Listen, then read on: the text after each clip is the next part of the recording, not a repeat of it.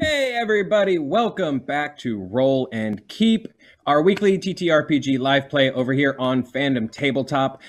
This is our show where this absolutely incredible cast encounters an endless variety of adventures, worlds, and settings, all powered by what? By this book, Cortex Prime. The current setting that we're playing in is Hammerheads, so think like emergency first responders in a near future of climate change-driven calamities.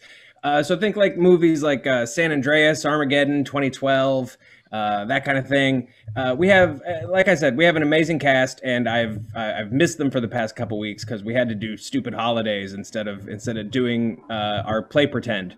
Which I would have much rather have been doing. Aliza, Mellie, Adam, Vanessa. I'm Joe Starr, and our game moderator for Hammerheads, Cam Banks. And again, like I always say, it's so cool to have the person that literally wrote the book helping us learn the ropes of this game as we learn to play. Little business before we jump into it, and I hand over the reins. Follow us over on Twitter at Cortex RPG. Make sure you're subbed and belled and whatever it is you need to do to follow us on YouTube over at Fandom Tabletop and right here on Twitch. We're live here on Twitch on Thursdays, and then the VODs go up on YouTube on Mondays. And thank you guys for tuning in here live on Twitch. To thank you, we're giving away copies of the book. Giveaways are triggered by something called heroic successes, and if you're not familiar with those are, you will soon find out. And for eliminating crisis pools in our adventures, and again, if you're not familiar with that is, you've come to the right place. You're about to find out. That is all the business, I think. So, Cam, I'm going to hand this sucker over to you for another adventure of Hammerheads. Hello, welcome. Thank you very much, everybody. I'm glad to see you all back again. Thanks for the intro there, Joe. If you have been a regular viewer of Roll and Keep, you know what's been going on with these fun, exciting, intrepid, adventuring emergency rescue folks. If you haven't, a very, very quick recap. They've been engaging in some sort of ongoing rescue situation with numerous consequences. One of the major ones was running into some problems with a shadowy group that is behind everything that's been happening. They've been aware of dodgy insurance situations and interference in local politics. But last session, we also had the appearance of our dreaded social media, which was driven mostly by our friendly folks at Global News Network, who surprised our team at a basketball game. I am getting it right, isn't it? The Portland sports ball. Yes, yeah. Same difference. That is what I recall. Sadly, one of our characters, who will introduce himself soon, made his public debut somewhat intoxicated. I believe that wasn't probably the best method of getting on TV. To be clear, it was just my debut with the Hammerheads. Correct. He had many drunken interviews in the past as part of professional wrestling. We will get to that in a second. I'd love for you to tell us all about the fact that you have a checkered history and past with the social media. The other side thing of this was through the efforts of another one of our characters, who again we will see soon meet. She essentially brought down that reporter's entire life on social media, collapsed it entirely, blitzed them. I don't know if it got as far as doxing, but certainly her career is over, and now she is nothing. And again, the World Crisis Agency, which employs these folks, has not necessarily said anything yet, and we're waiting for the fallout. And so I will have the players introduce themselves, go around with their characters, remind everyone how you are, where you've come, will be a good thing, what your current state of mind is, and then we'll launch into the next mission. Oh, starting with, we'll start with Joe. Hi again. I'm Joe. I play Sam Butters on Hammerheads, aka Soft Boiled, a loving nickname that his teammates gave to him. Sam came into this organization very skeptical of it and not sure that this was the right way to go to save the world, and kind of had bad intentions of bringing it down. He has since struck up an unlikely friendship with a Russian hacker, and who has just really sort of started to change his outlook on this whole thing, and he's starting to come around. And speaking of Russian hackers, hey, Mellie. Yeah, hi, I'm Mellie, and I'm playing Anushka, aka Nesting Doll, the Russian hacker, who is not doing great right now. I think has been avoiding, her computer room, her server room for a little bit, based on ruining somebody's life over a PR incident, which was caused by our most favorite, Adam. All right, I guess that's queuing me up. I am Adam, and I am playing Hank Haddix, aka Haymaker, a former professional wrestler who, unfortunately, his dog perished in a wildfire at his home, and that made him change his outlook on life and join the Hammerheads program. And he has a specialty in firefighting, and he definitely has a specialty in social media management. So helping out at least a little bit in that interview was Vanessa. Hi, I'm Vanessa. I played Doolittle. She was a animal behavioral psychologist that worked specifically with birds and uses that for crowd control now with the Hammerheads. And yeah, Doolittle was definitely involved in that social media incident. And no, she was not intoxicated. She's just deeply not self-aware. And helping her with some of her interpersonal skills, with a guiding hand, but also like, not really about that business, is Aliza. I also want to give Doolittle a shout out for introducing the world to the egg cupcake. Yes, I just want to say, protein and sugar. I think we need to acknowledge that the textures may be weird, but the flavors would work. I believe they would. I am playing Flourish. She is a former ballroom dancer, retired, aged about 60, I forget, 60-ish. I think it's an ish thing, I don't know. And she's fabulous. She's great at social media in the way that Dionne Warwick is, where she just like tweets her mind and people love it because it's honest and it's fresh and real. And she helped to kind of salvage the situation a little bit last time with a very timely tweet. Yeah, so it was very inspirational. I think everyone really loved the fact that you came out there and united the world against something. At least talking bad about people online is one of the things. You know. I had it all under control. I don't know what you're talking about. Sure. The other thing that came out of last session, which I had in my notes, of which I have very extensive 3 or 4 paragraphs of, was the emergence. I think you discovered, Mellie, that there was another figure, kind of a rival hacker, whose name is Aegis, Aegis, like the Greek word, which I'm probably pronouncing very differently. Aegis, it's Aegis. He is not Aegis, however, he will take on anyone. Aegis is probably responsible for some of the counter effects that you've been trying to deal with and throwing things in your way and your own hacking ability. But of course, hacking is not your Hammerhead's job if you are a network specialist. And also, I think you tend to be the one who coordinates the alerts and so forth. And in fact, about half an hour ago, you did coordinate an alert. You have jumped into the Hammerhead 2, your own rescue vehicle, and will be loading it up with materials, which we can get to in a second, streaking off to Central America, where there is a major problem in a river valley area, which has been polluted. There's a river spill, something toxic has been dumped into the ecosystem, and that is something that's immediately occupying your minds, even though you're carrying all this baggage from last time and will need to deal with it once this is done. So, for this situation, you need to choose quickly your resources that you want to load into Hammerhead 2. These are the resource modules which you can use during your mission. And I've given you all the information you probably need to choose that, but the quartermaster job being Mellie's. But we also have to figure out who the team mission leader will be. This changes every time. Mission leader is the person who decides who goes when and how things, which order they act in. But mission leader doesn't necessarily control everyone else's activity, because as we've seen, that can be exactly however you want it to be once it gets to it. So how about we determine mission leader first, and then Mellie, we can all coordinate which resources go into the Hammerhead. Yeah, I nominate Doolittle. I'm down to take that because I'm assuming there are many birds where we're going to be going. This is going to be really fun.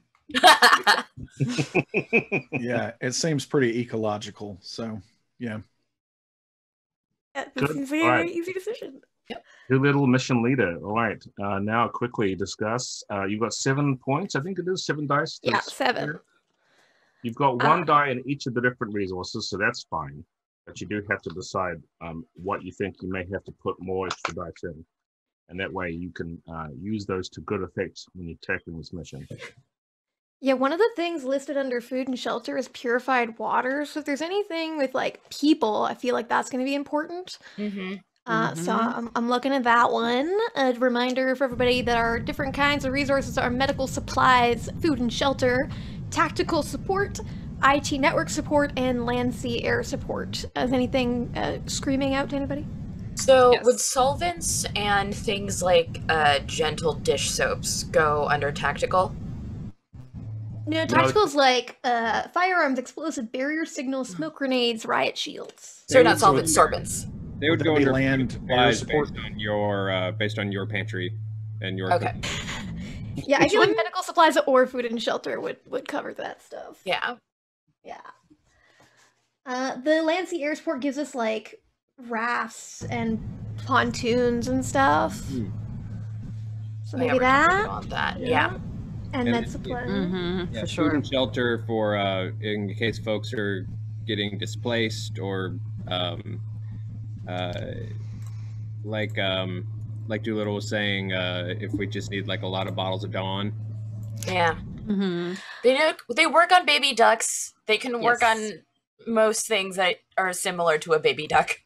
Rolling Keep, brought to you by Dawn. Sweet. So I'm thinking putting 2 into land, sea, air, and 2 into med supplies, 2 into food and shelter, which gives us 1 more to spend. And I don't know if we want to put it into med supplies or food and shelter, or throw it into one of the ones we just have the default 1 die in. I think either land, air, and sea support or medical supplies. One of those 2 should get that extra 1. Let's go with medical. Done. So we got 4, this is in total, including the base die, 4 medical supplies, 3 food and shelter, 1 tactical support, 1 IT network, and 3 land, sea, and air. Awesome. All right. Yeah. And as a reminder, you get to roll those and add them after you have made your dice rolls, but you have to commit them before you roll the dice. So if you say, I'm going to do this thing, and you say, I want to commit 2 of the resource dice to it, you let us know that before you actually roll your dice to do things. Got it. All good? Perfect. all good. Beautiful. All right. Okay, so the Hammerhead streaks through the night. You will be arriving there momentarily in the early morning. This toxic dump happened late last night, and it was only reported to the World Crisis Agency because of some workers who are present. There seems to be some kind of industrial plant that had been built. They cleared a lot of forest, a lot of jungle, and they built some kind of installation. The details come zipping across your screen. It looks as if they are processing wood and lumber at a high rate. They use a lot of chemicals and a lot of other things. They've gotten rights to do this here outside of anywhere else in the world because the regulations are a whole lot more lax. And plus, and this is a near future of it, so there's a lot of that kind of corporate control over local governments in our setting. The thing is, there's also rumors that there are kind of warlords and other kinds of people here who seem to be causing trouble. But in this case, it doesn't seem as if they're involved at all. It looks like it's completely about this facility and what it's done. There was a toxic spill. Some people came ahead and broke their silence and let the agency know. And so you've got about 3 hours probably after the spill, which is a lot of time for it to get bad. And so there may be a lot of actual work needed to do it. This is going to be a 3d8 crisis pool. Essentially, you've got a hazmat cleanup, which is one of those dice, probably. Trying to take care of the animals, that'll be another one. And the water pollution is a third aspect of it. It may get worse as you play. If things happen, if you roll hitches and so forth, or do anything bad, this actually may, well, no, when it's the crisis pool's turn, it's probably going to continue to get worse, adding dice or stepping up dice. So the faster you can get to these different things, probably the better. Right. Yeah, so the sun is coming up in the distance, and you see the lovely, normally this would be an incredible view coming over this Central American jungle. There's this large river that's winding through the landscape. It doesn't look bad from this distance, but you can tell just from even the early sensor readings from the Hammerhead that this water table is going to get really messed up. You don't know entirely what kind of resistance you may get. As I said, these people broke their silence to communicate to the World Crisis Agency. There may be some opposition from the locals. As you recall, you haven't necessarily been so good in the public media. Also, showing up and helping out has been problematic in the past a couple times. So yep. Do we know whether, so these workers we believe worked for the plant that is suspected of doing the, okay. Whistleblowers then. Okay. Yeah. Pretty quick to act too. They must have gotten onto someone that they knew and got hold of the World Crisis Agency that way. The WCA does scan and monitor a whole lot of traffic across the world in terms of networks and internet stuff to do what they do. Some of it through the power of people like Mellie's character, Nesting Doll, has that kind of job, but you're more of a frontline person. So there are other folks like you who you know who have been involved in this. But the WCA also is very mysterious. You don't know who runs it. It's independent of the world's governments, but it does have a charter a little bit weak with the United Nations. So there's some connection, but they operate with their own funding. All right, so Vanessa, as mission leader, you can decide what your next step's going to be. Okay. In that case, leading the charge, I'm gonna put let's go with Flourish. All right. Okay. Well, let's see. So we have hazmat cleanup, animal care, and water pollution. Most urgent is probably the hazmat, because everything else can then happen, or the animals. I don't know. I'll let Doolittle handle the animals. So I would like to help coordinate the hazmat cleanup. Okay. So you'll suspect that's going to be requiring you to head directly to that facility and maybe even get to land there. You've got some skill with that, some training packages for hazmat, but it is not one of your specialty areas. But that's fine. We don't mind doing that. So you want to describe, maybe, are you directing Butters Softboil to take you down there and start something? Yeah, What's I'd like to be. Approach gonna be? Yeah, I'd like to be dropped down at the facility. And do we know if there are people in the facility still right now? Seems like there are. There's still some chatter from that site, network chatter. Okay, I guess. Is it all right if I come with you? I want to go out in the field. Oh, please. Good. Yes. Yeah, I'd like for us to be dropped off down there and to make contact with the people on the ground to just see where we can pick up and help. Yeah. Or if they need organizing, we can do that too. All right, you got it. And I'm just going to take the Hammerhead 2 kind of, I guess, in front of the main entrance of the facility, which is a good place as sort of where she's directing us, which I guess is as good a place as any to sort of make our little base of operations. Just to change things up this week, I'm going to completely land. What? Not just shove people out the back and I throw wanted to pieces jump out. What are you talking about? Wow, look at that. Well, now Feels you so get to fancy, strut. like king here. Just using the front door. So this place is a huge edifice of glass and stone and metal. It looks completely out of touch with the environment. It doesn't look as if it belongs here. There's two main sections of it. There's like a big administration kind of office type style thing that really, like I said, it looks so strange being here. Sometimes they build these places to sort of blend in a little bit and maybe be a bit aesthetically pleasing. This place does not. It slopes backwards like this, like steps. So the only real nod towards the area might be that it's somewhat like a ziggurat, but really that's not even probably intentional. They just built it that way.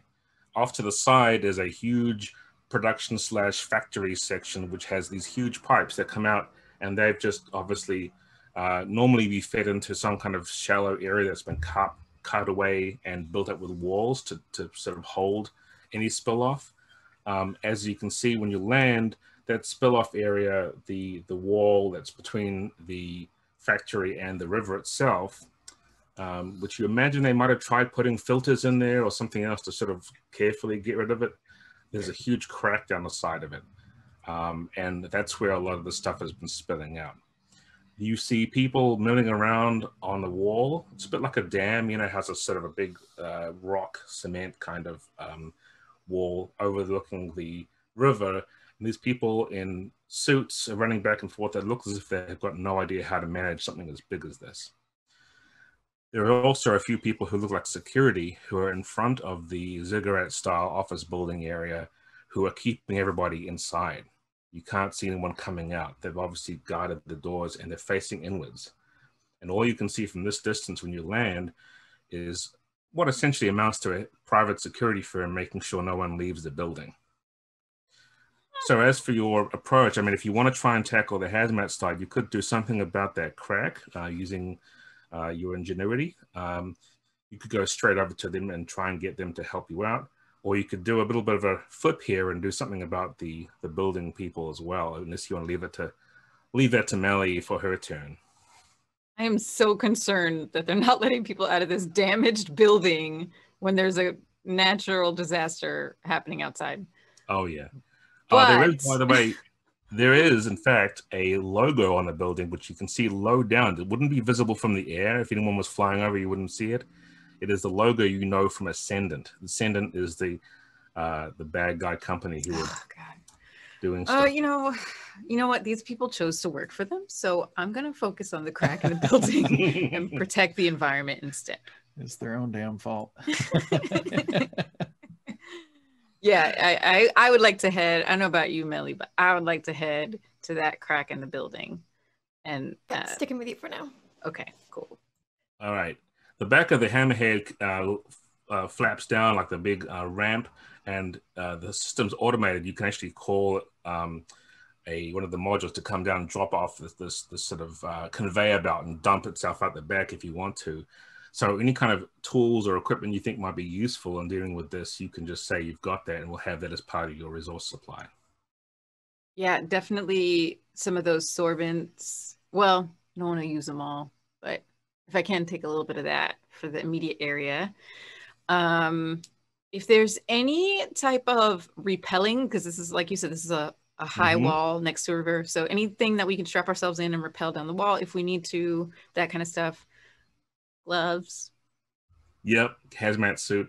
Yeah, you can be throwing that on. I mean, your environmental suits that you have, you pretty much knew going in they'll be toxic, right? So you've got your Hammerheads, quite form-fitting suits, but you've got that cool hazmat thing you can just sort of pop up there, and it looks cool. Yeah. Great. All right, so let's put together a dice pool for you to do it. But before you do, I will roll and tell you how badly it's going to be. Might be simple, in which case you don't have to do much, but we'll see. All right, first roll of 2021. Here it is. No hitches for me. That's not good. Bad. Yeah, big 10. That's doable. Knock on wood. All right. So is the role for what's the roll for exactly? Well, this is, you're trying to, when you are trying to remove one of the pool, the dice in the crisis pool, and your approach has been to try and do something hazmat style, but you could, okay. Yeah, like, I mean, you could sort of come up with some alternate training package you think might be more useful, but I think we've decided that hazmat for this one is what you're using. So yes, definitely. All right. Well, I will just, I think either physical or social is going to be the first thing, and my numbers are the same. So I'll just choose physical. Okay. And then hazmat. And then let's see.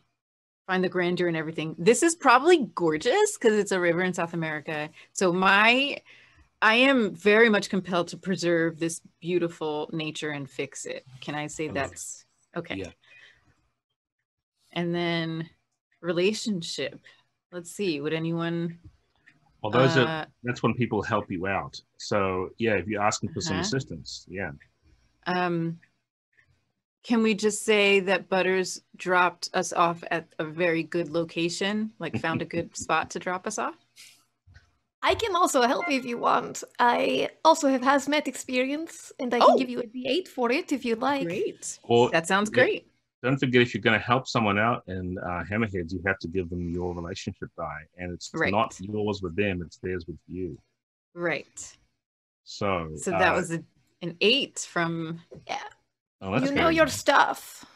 All right. Thank you. I appreciate the confidence. Did you want to get one from Butters? I don't know what Softworld's relationship to Flourish is. I already took one from Mellie, and I rolled. Oh, you rolled already. Okay. That's fine. I like it. That's all good. I got a hitch. Well, that's cool. So yeah, I like this. So here's what's going to happen with this one. You've got a 12, so you do beat the total, right? So you beat the difficulty, and now we have to compare the effect dice to the effect dice in the pool.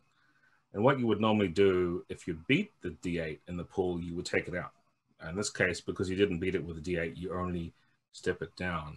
But I'm going to immediately spend that to give you a complication. Because I want to activate that hitch. So yes, the D8 will go away entirely. It'll be a D8 down to a 6, and then I'll spend it and it'll be gone. But you will have effectively got rid of that die. But the problem is you have unwanted attention from security. It's going to be a problem for you. And that's going to be a D8. Okay. Unwanted security D8. 2. And I can put it on the scene, or I can put it on you. And I'm going to give it to the scene. I think that this is making problems for you. The crisis can suck that back into itself on its turn and make it a real big issue for itself. But I'm going to leave it out there to be a pain in the neck for anyone who's currently here. So this will only apply to Butters and well, anyone who's currently in front of this building is going to have this problem. Oh darn. But these solvents and repelling, so where do you want to end this up? You've done this, you've got this up there, successfully managed this particular thing. The crack is probably, did you try and patch it up, or you throw something into it? Yeah, I think I would like to start heading down there and try to patch it up just immediately, especially since security already is like giving us a funny look. Mm-hmm. I want to just like start rappelling down the wall ASAP. Yeah, before they can try to stop us. Someone's yelling at you in Spanish from the top. You understand it. What they're Flores saying. Speaks Spanish. Yeah, we really need to have their help. I mean, they're telling you, like, first of all, saying stop, stop, stop, which you don't understand why they're saying stop. But then you realize you're attracting attention from the security. It's clear that they're not being allowed to do what they're supposed to do. So they're running around without access to their own resources. And once they see you doing the stuff with you've got the thing out there and you're doing stuff, then they're kind of like, some of them just like, yes, like this, this is good. But it's a very tense situation. Who do you want to go next, Aliza? I would like for Mellie to go next. Oh, okay. A question for you, Cam. Yes. I feel like this isn't gonna be helping the crisis. Good start. But I know that's like the point of this, but I kind of want to I'd like to try and find a way into this building. and get information for us to have later, since they're not letting anybody in. Okay, is that something I can do, or should I be focusing on these crisis dice? I will say it is okay for you to do this on your turn. I will still roll the crisis against you, but you will not be able to affect the crisis. You'll probably be able to create an asset for later on. Is that That's what I wanted. All right. Great. So yeah, I would like to try and kind of like, helping with this hazmat stuff, and maybe I'm, taking materials out as, Flourish is working on this. It's how I'm helping. And so I'm just using it as an opportunity to kind of scope the outside of the building and like find a way inside that is not suspicious. So imagine this situation: if you're like a security firm or private security individual, and you've already obviously been tasked to keep people from coming out of a building, in case they go out there and mess with stuff. Then this big VTOL thing lands, and some people get off the back, and stuff comes out with signs all over it that you don't recognize, or maybe you do know them, and you're like, well, it's a little bit hard to sort of quietly do all that. So you're doing a little bit of what you're doing. I'm going to throw an extra D8 on there because I think it's a little bit harder for you. Plus, the security has an asset too. So it'll be 4D8 to roll against. But if you succeed, we can talk about what you find out. So let me just clear this. Got my big... I'm available to help as well, because I, can start like going out and hopefully distracting some of the security guards. Yeah, sure. I can send you a comm. I wrestled once in Central America, an entire tour. We kind of, duked it out with some of the luchadores. So yeah, I'll definitely get recognized by a few of them. Just keep talking, Hank. Just keep talking. All right. My roll on the dice, I got a 13, but I got a hitch, an opportunity for you if you want to buy it. You could use that to step down the complication that's currently out there. Yeah, I'm gonna do that. Okay. So I'll take a plot point away from myself. Boop, 0. All right. Okay. So Hank's doing that. Well, if Hank's gonna help you, he's gonna give you his relationship, right? It'll be a D10. Hey, delightful. I'll take it. Aren't you lucky people actually like you, though? Honestly, like everybody put me pretty decently high on their list. So I feel great about all the help that I receive every time. I feel like this is going to be, I don't know, would this be logistics, like trying to break into this place? Does that sound? Yeah, I think logistics is getting things from one place to another and sort of sorting out that kind of getting stuff you want. Yeah. I'm like trying to move this toxic waste and stuff, so I'm kind of using that almost as a cover as well. Yeah, I like that. We'll do that.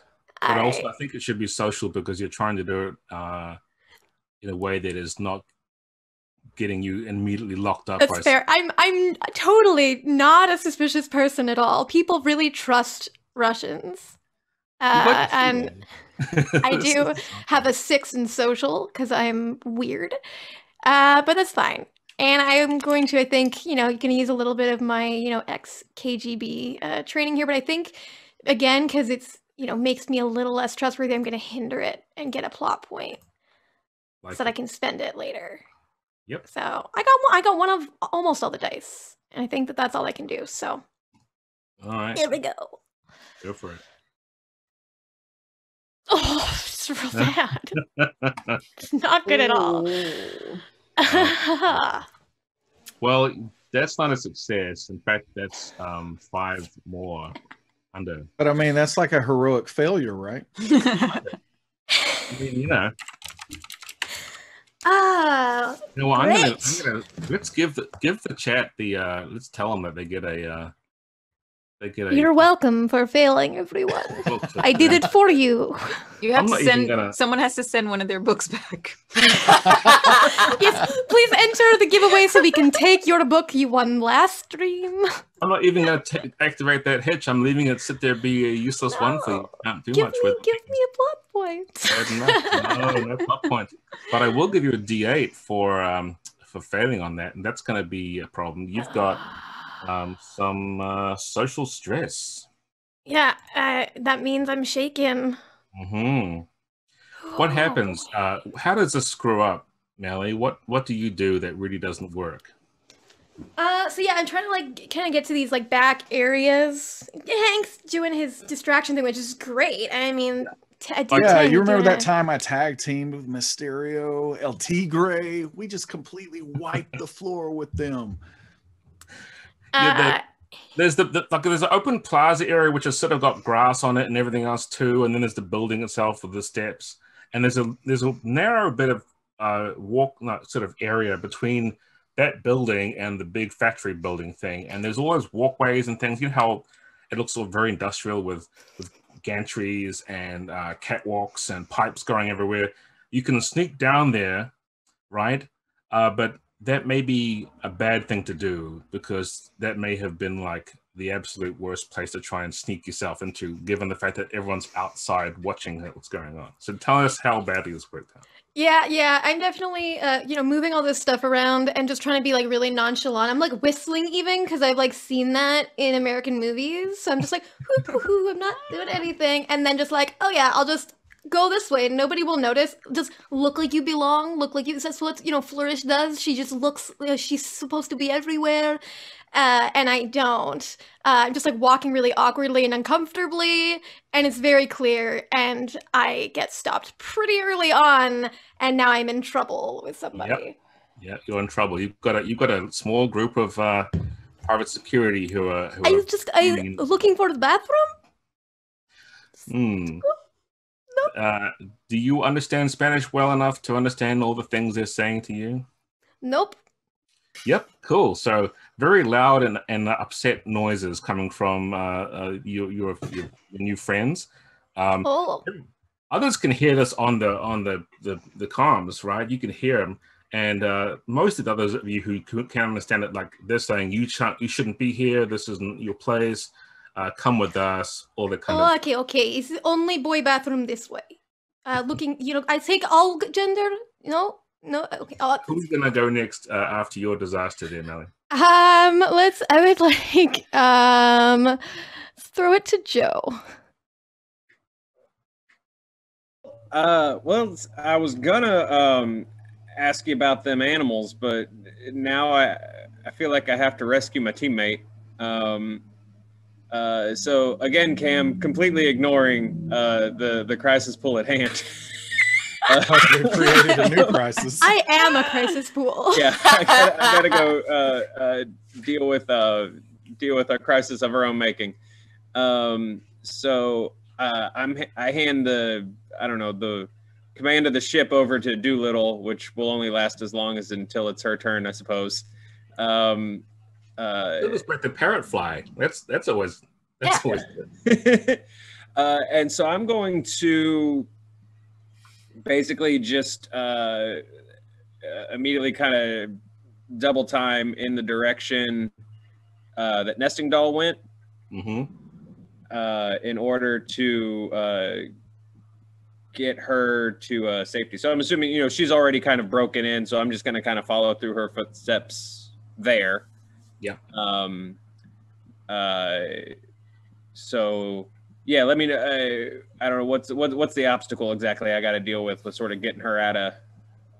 It's not too bad. Here's what we'll do. There's two ways you can get to this. You can try and recover her social stress, right? And we frame that by saying you're recovering her social stress by getting her out of that situation. So you're trying to get enough of a die to beat that, take that D8 away, right? Or you could try and distract the current D6 guard problem, which is much easier, but won't necessarily get her out. But it'll just make it so it's not as difficult to do stuff to help her out later. So I'm giving you an option. You can go and help your friend. D8 is the thing to remove, or D6, which is just like, hey, diffuse the guard problem. 8 is just such a funner number to say. So I'm gonna go with getting her out of there. So I'm basically just trying to beeline to where she's having her little standoff with the BlackRock mall cops.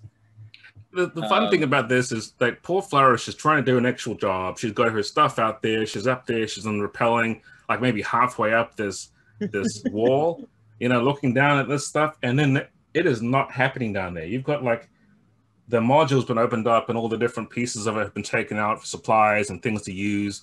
They're just sitting there in unopened crates. But that's okay. just hanging. Yeah. Just waiting. It's cool. Just chilling. It's fine. Take care of your other stuff. It's cool. Haymaker's at least out there talking to like Talking to people. waving people over. They're not really responding to him. We'll get to you in your turn there. That's fine. All right, so Joe, you want to try and make this roll. I'll roll the dice. It's the 2d8 for the pool, plus the d8 you're trying to get rid of there, and the d6 currently out there for the guards. So it's all right. So this is when I think the military training kicks back in.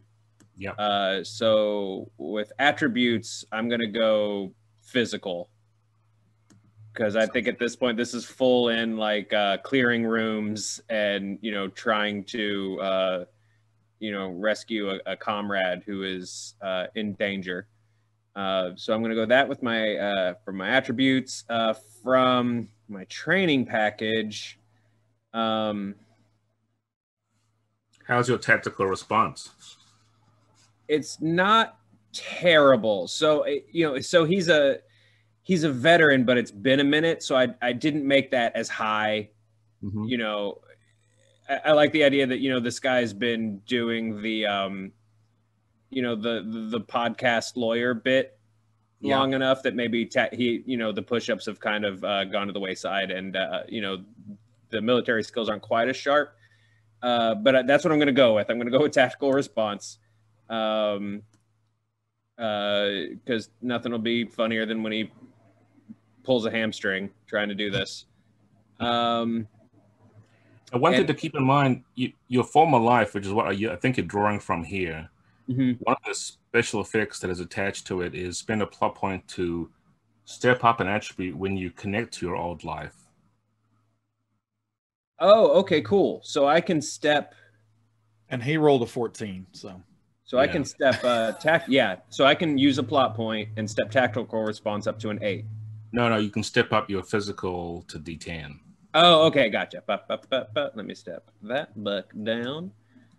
For folks watching from home, we have this amazing I guess you can see it too there.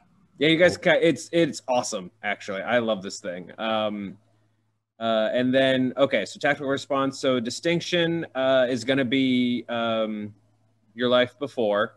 Mm-hmm.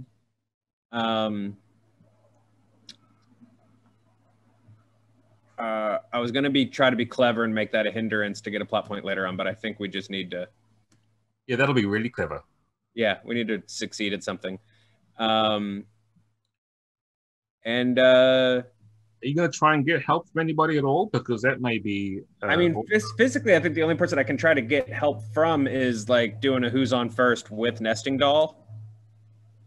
Like I've already helped this already round. helped out. Yeah, she's shoot. Okay. Then I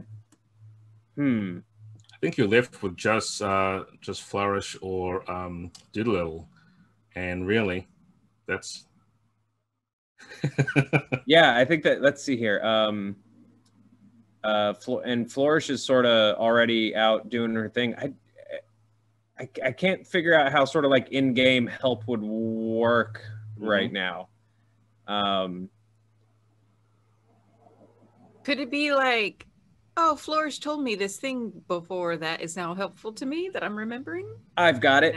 I've been very inspired by Flourish's disapproving mom treatment of us. So I'm trying to exhibit some of that energy. Especially since Flourish does not want to be anybody's mom in this whole thing. It is not right. Right? Yeah. Somehow it has turned out that way. So he's this is a man that's growing and maturing and changing finally as a boy of 30 years old. Yeah, like most white guys. So he's I'm going to Flourish for help. That's good. Flourish, what's your relationship with Butters? You get a D6, which is better than nothing. Perfect. Yes, it Before you is. roll, are you going to commit that one die of tactical to roll after your roll as well? You've got one resource die for tactical. Oh yes, I should do that. You don't put it in the pool, but you will. I will roll that after. Okay. Yeah. Thank you. I had completely forgotten that we have that. Mm-hmm. All right. So I'm rolling my current pool. Yep. Here we go. Oh wow! Not bad. I mean, And you get to add an extra d6 on that.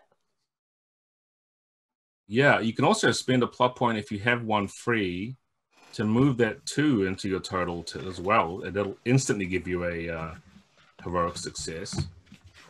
Okay, you know what? I'll do that. I will. I'm going to spend a plot point, and that being, I don't know, sort of. There's just an extra little bit of spark in soft boiled on this one because I don't know. Him and Nesting Doll have this odd couple friendship going. Had you actually used the plot point earlier, though, I was wondering whether you didn't take it off. I don't think I don't think I've used one in a while. But that special effect to make it a D10. When you stepped up that die. You stepped up your die. Did you do that or? Oh, okay. I will quietly hand wave this problem and put you at a deficit of -1 plot points to allow you to do this because that's fun. But you also have another d6 you're adding on top, and if you roll at least a 2 on it, then it'll go anyways. Okay, so I'm at 19 with the 2. Yep. And then I'm going to roll that d6. So I think you have to clear that out, don't you? Okay, yeah, I've got to close out. Sorry, so 18, 19 and a d6. Yeah. Okay, so end turn. There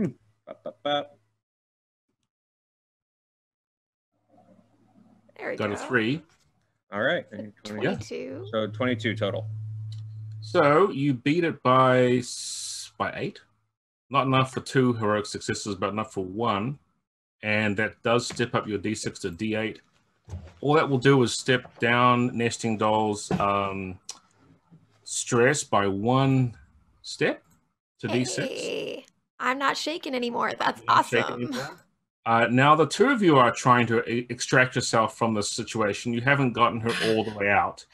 But tell us how, it was amazingly successful, right? Very good. Maybe she's still kind of shaken up by all this experience, but tell us how you get her out of that situation. There was like a half dozen guys there. Okay, so let's say that some of that tactical gear committed was probably some kind of crowd control something, a rubber bullet situation, or actually no, let's not even do that. Let's yeah, you don't have guns. It's one thing that a flare gun. So definitely just holding a flare gun like this. So combination flare gun and bravado as he just sort of comes in and just starts trying to talk these guys off and down, just throwing like as many that scene in The Rock where they yell each other about what orders they are and are not allowed to give. The Navy SEALs and Ed Harris. Just as much of that energy as possible. Just some good Michael Bain from The Rock energy. Just yelling at these guys as he's just sort of like, arm in front of Nesting Doll and just sort of trying to back her out. All right. Well, they are clearly confused as all get out from this activity. They don't know who Nesting Doll was to start with. They were asking what's going on. Nesting Doll's talking about going to the bathroom. You come charging in with like a flare gun and looking like you don't really belong here either, but you're just super vocal. So they for better or worse, they've let you get out. You're making your way back to the Hammerhead, but you're still a little bit stressed by that too. Mellie, but that's fine. Joe, who do you want to take over from you now? The funny thing to do would say the disaster, but I'm gonna send it to Doolittle. Sweet. Well, I want to get straight into animal care. So what's that situation looking like? Yeah, there are a lot of animals in the near environment who are stressed out and need some help. You think most of what the problem is waterfowl and along the side of the river. You can take off with the hammerhead and just cruise on down and try and do something, in fact, if you want.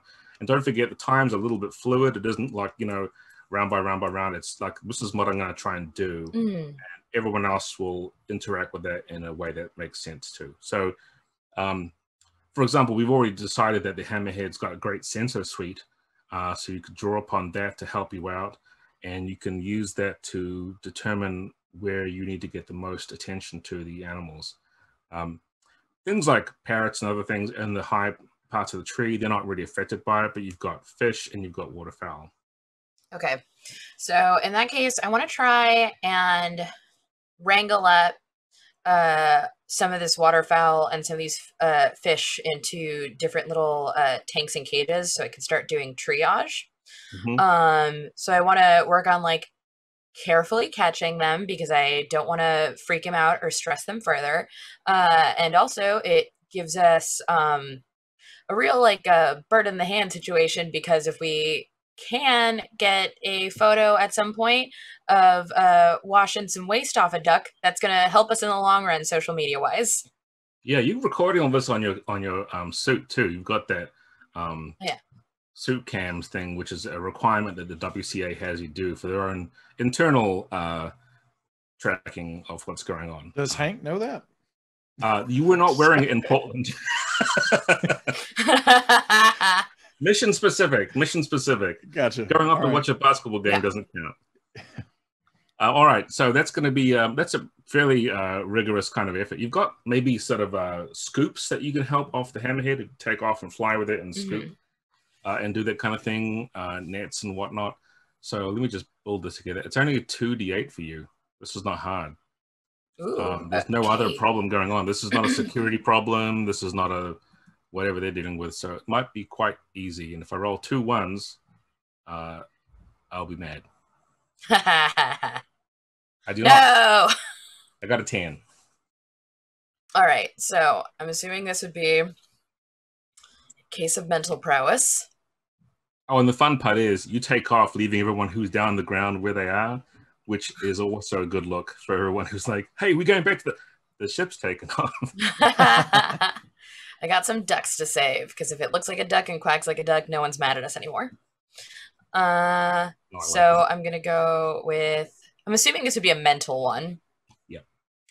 And then crowd control, since this is a crowd of birds. Yeah, it is. And then establish that. I'm going to use my life before as a positive. All right. And I think I'm good to roll. Please don't let me mess up on this one. It'd be so embarrassing. It would be. Isn't this your thing? This is absolutely my thing. Oh, wow. Wow. Not only did you get a heroic success, which kicks that D8. Bird gods! The D10. That takes out a die also right off the bat. Yes. Yeah. So what were you saying about being really good at this? This actually is a thing? Thank God I'm really good at this. So I have Howard fly the ship. So this gives me the ability to very carefully scoop up some fish and catch some birds and assess what they need medically. And that gives me a chance to start triage on them.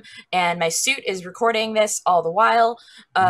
So I'm going to make sure to post those later, because how can you be mad at us for being weird at a basketball game when this baby duck looks so happy in our hands? It's going to make a great TikTok.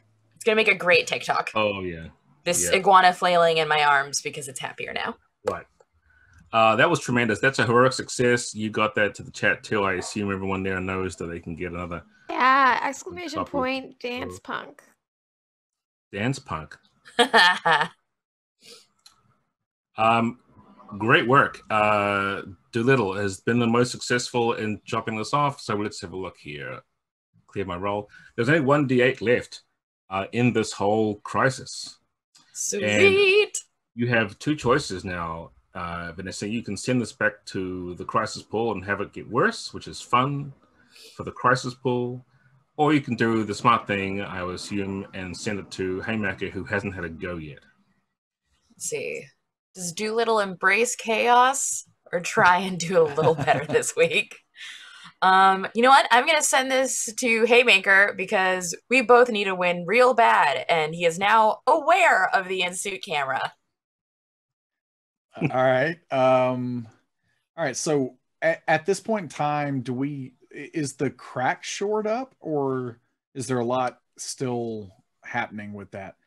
Yeah, have we stopped the flow of I'm just hazardous hanging. materials? Yeah. Well, what I was assuming was, with the success that Aliza got, she actually kind of made sure that the materials were present for the factory workers to continue that. So she's kind of like almost like partly did it with some solvents and things, but also those folks on top of the wall start using their materials.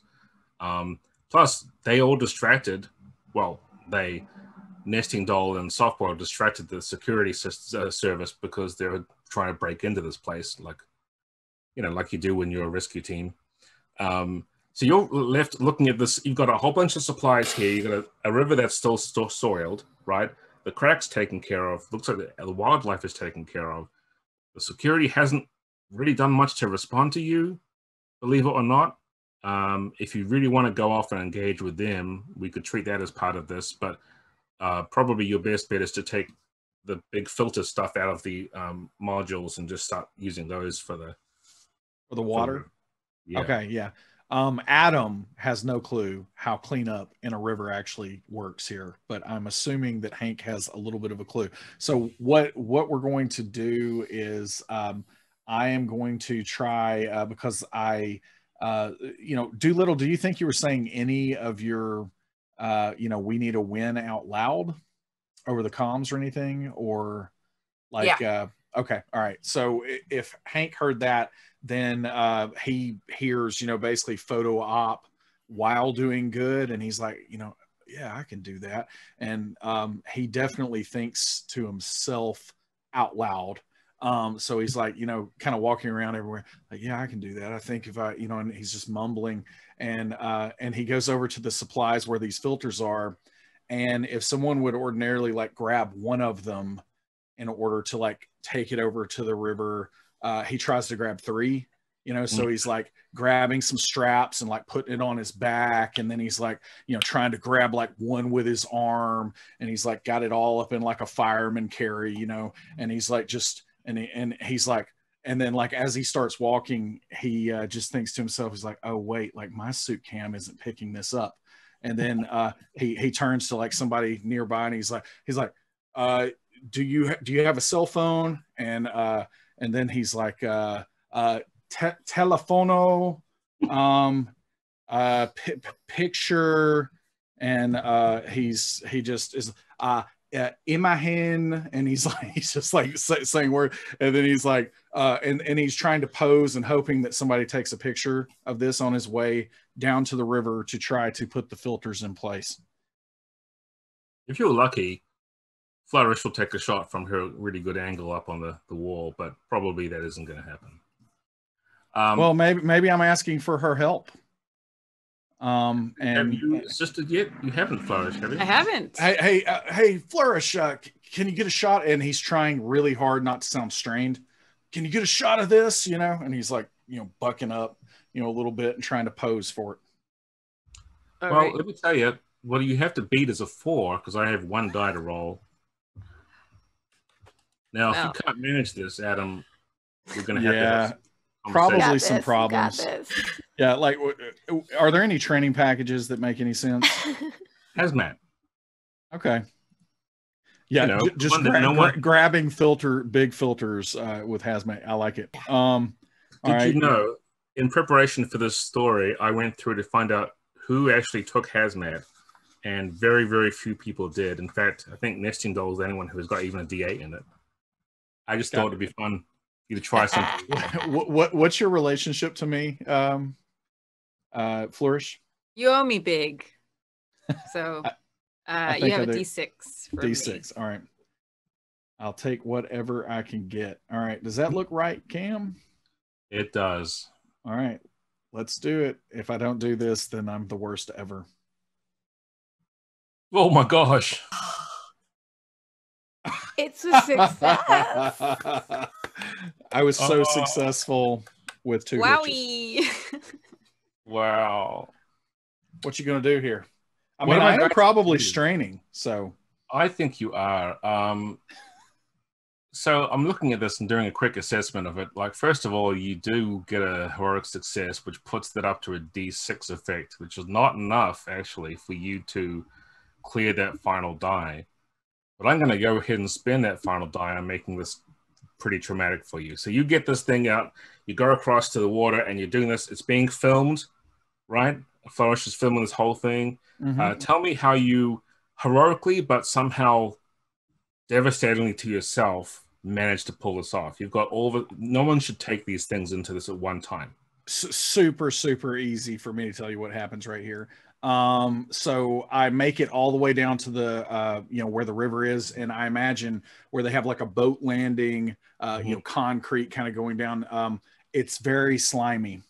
Lots of algae, everything else. So when I get there, basically get kind of to the final leg, and my footing just completely like slides. And I'll give you 2 options here. I either completely go into the water along with the filters, or I somehow still stick it, but then I end up with like literally a hernia because I've like lifted far too much and like done a weird split that I shouldn't have done.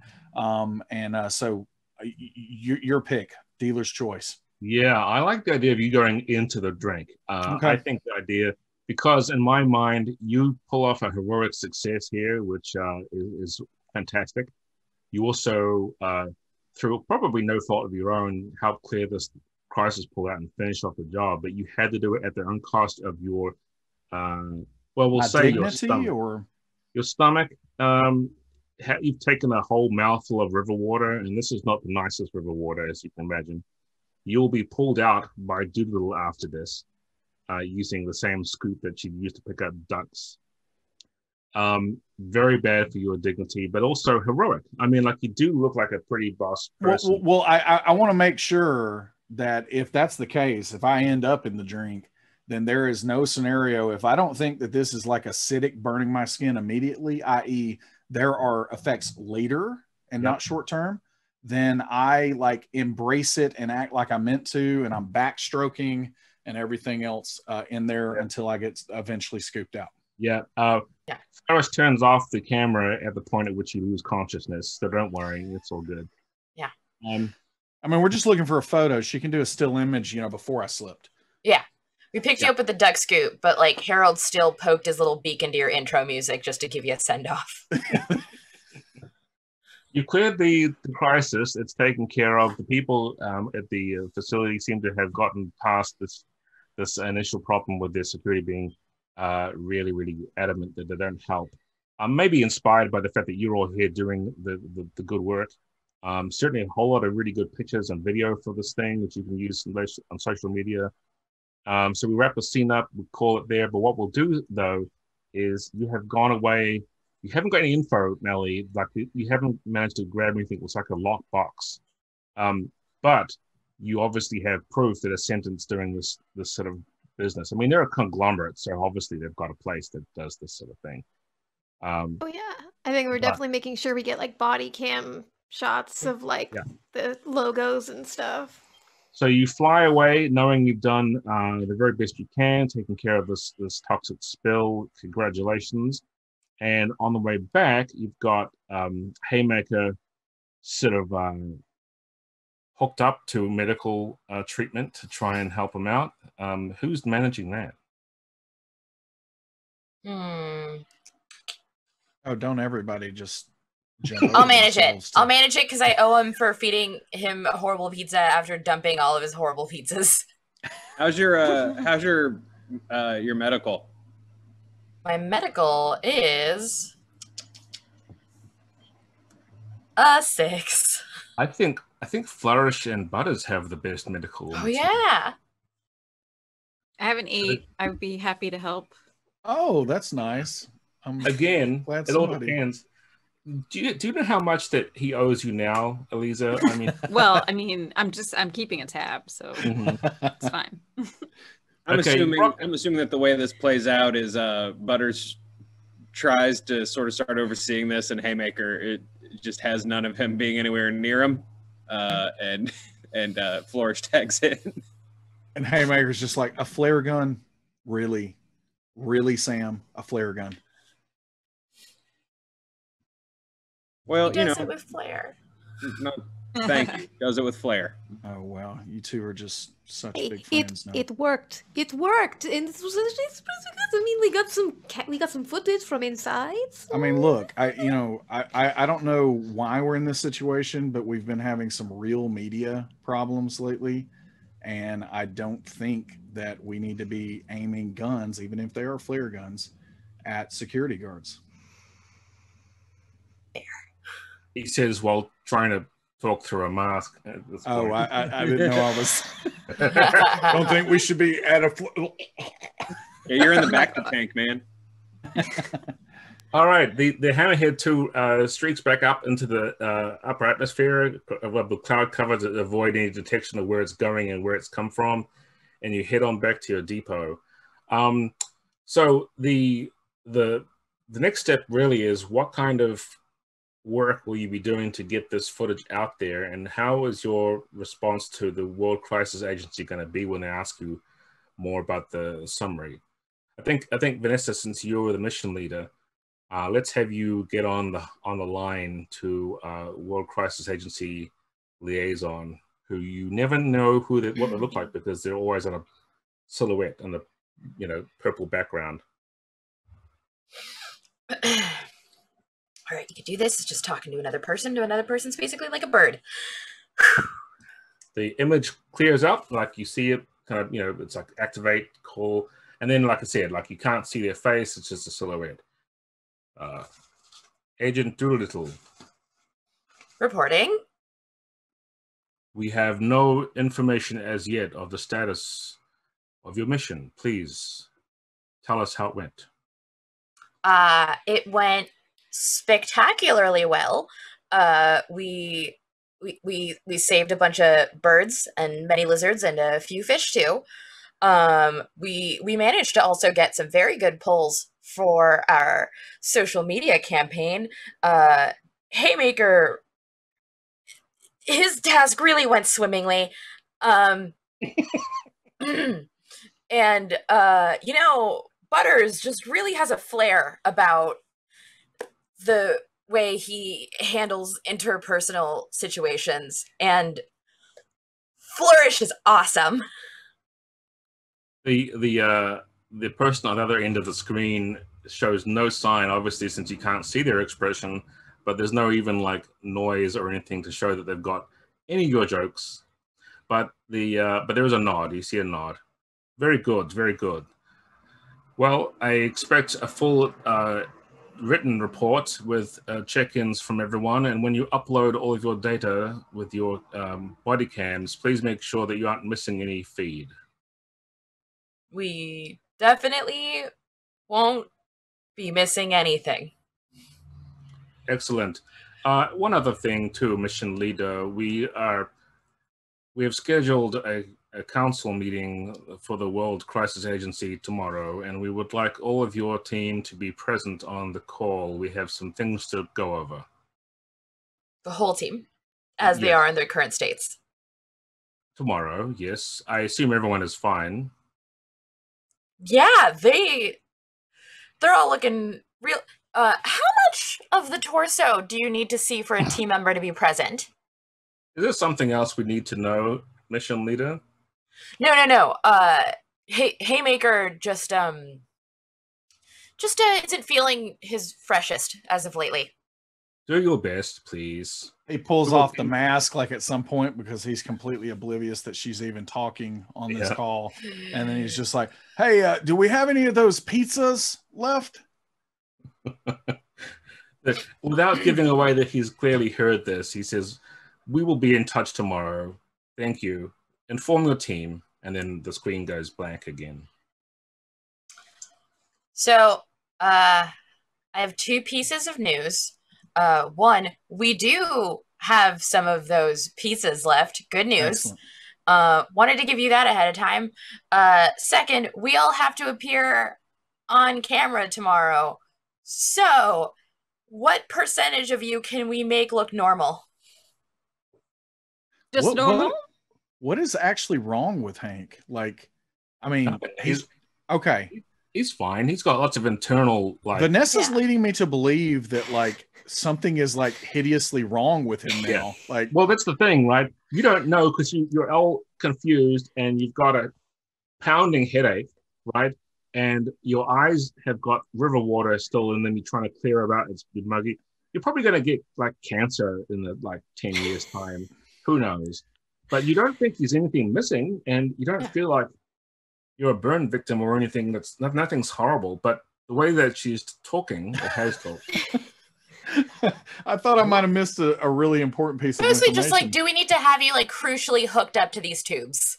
Or can we like... I see. Yeah, do we have to like have you hooked up to stuff, or can we take you off of it long enough to make? And you're saying this at this point. You're saying this at this point where like he's already pulled his mask off to ask about pizza, and I think I'm fine. I think I'm gonna be okay. Stellar. Like eye drops for the red eyes. Yeah.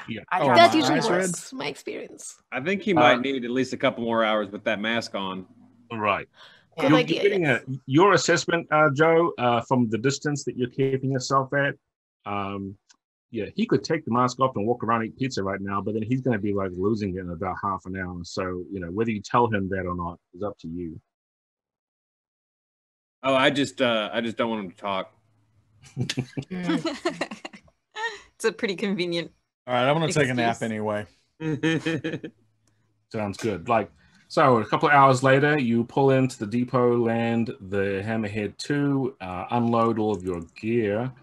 You've got people there, staff at the base who are faceless and never get mentioned until you identify them yourselves in the game. But otherwise, they're just people, crew, They handle all of that loading and unloading, so it makes it easier on you. But the staff and crew area is entirely yours. You don't have to share it with anybody else, and you've got your own rooms and all that kind of thing.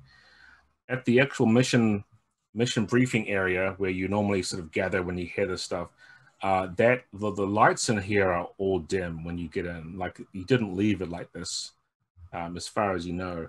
And there's a figure at the far end of the room looking at the only screen that's currently lit up. And it's not a person that you've seen before. Which one of you gets into the mission area first?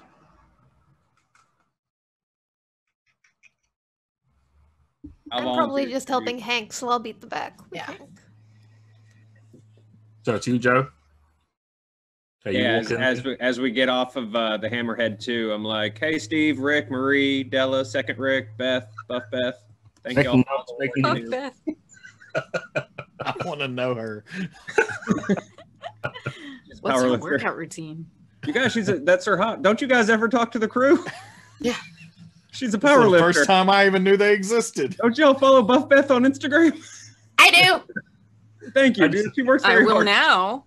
I love this idea that Hammerhead just walks off the ship every time and doesn't even pay attention to anyone. There's no one here. They're all very happy to see you again, Butters. They appreciate being recognized. All right, so but you go second Rick. You get up to the go through there and up to the area where they have your mission area, which is a different part of the depot. It's away from the hangar and everything else. You're the first one in there. Maybe you're drying yourself off with a towel or something, or you've got a snack. I don't know what, but you see this. This is what you see: is that the room's dim. All the screens are sort of either down or on screensavers. Mellie, what kind of screensaver do you normally put on these things? Is it the bouncing little green swirls? It's like the old Windows one that has the like weird abstract shape that moves around. The Winamp visualizer. Oh yeah. So that makes the room look kind of purple and green and yellowish with light as it dances around the screen. And this figure, it's male, has his back to you and is just looking at a screen on a lower down console area near the other end of the room. Howdy, may I help you? You can take a seat. I won't be long. Or is a voice I recognize or anything? No, you've never heard this voice before. Okay, yeah, there's probably just something in the authoritativeness of the voice where I'm just It's gonna kind of like, you know, I'm your sir. boss kind of voice. But Right.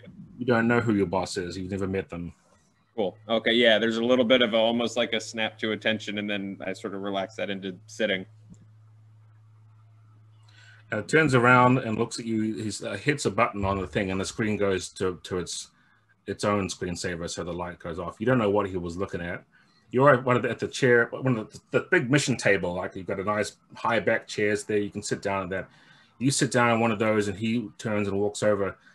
He's just within visual range of the light that's sort of soaring above him, and you can see his features. He's tall, African American. He looks as if he's probably in his 50s, and has a number of badges and things on his jacket, but they don't look like they're from any country's military or anything else. You know, he does have the symbol of the World Crisis Agency as well on his other lapel, but it's not very obvious. It's just there probably because someone gave him the pin at one point and said you should wear this. It's Andre Brower. I love it. Yeah, basically Andre Brower. And I will not try and duplicate the amazing timbre of his voice, but that's more or less what we're talking about. I'm here to assist you with your preparation for the council meeting tomorrow. We may as well get the rest of your team up here, but before we do, let's talk about what you're doing. All right, let's talk. Give me a summary of what you think happened the last time you were out on team leave. Oh God, the basketball game. Mm-hmm. Look, things seem to have already simmered down on it, but look, I'll give it to you straight. I think there's a little bit of an overreaction going on with this. We got into a bit of a gotcha situation with some journalists, and you know that's kind of the long and short of it. It was dealt with. Dealt with? Well, I appreciate that candor. I believe you're saying what you think has happened, although we may have a different opinion of it. You don't know who I am, and you haven't met me before, and I know that. I can tell in your eyes that you understand that this is a situation you didn't expect to have happen at your own depot. Well, I'm glad we're on the same page. You can call me Almanac. All right.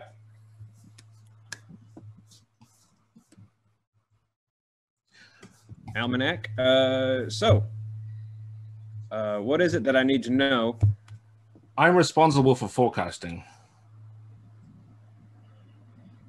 We have an algorithm that we use that helps us predict what we need to do, and is currently, well, let me show you. And he turns and he clicks a button on a clicker, which, you know, you've never seen this before.